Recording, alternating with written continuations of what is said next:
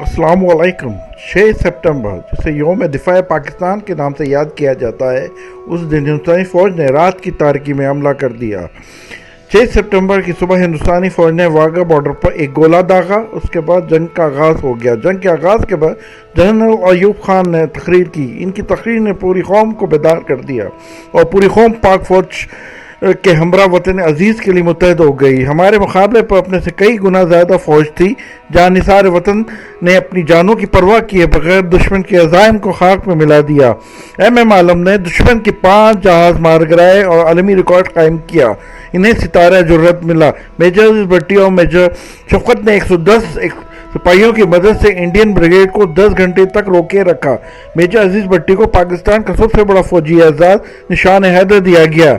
यूनुस खान शहीद ने अपने तैयारे को पठानकोट पर फजाई अड्डे पर खड़े तैयारों से टकरा दिया, जिससे 15 तैयारे तबाह हो गए। ये जंग 17 रोज जारी रही और भारत जंग बंदी के लिए अक़वाम मुत्तहिदा पहुंच गया। पाकिस्तानी फौज ने दुश्मन के बहुत से इलाकों पर कब्जा कर लिया। अक़वाम मुत्तहिदा ने जंग बंदी करा दी और दोनों में एक माहदा कराया, जिसे माहदा ताशखैन कहते हैं।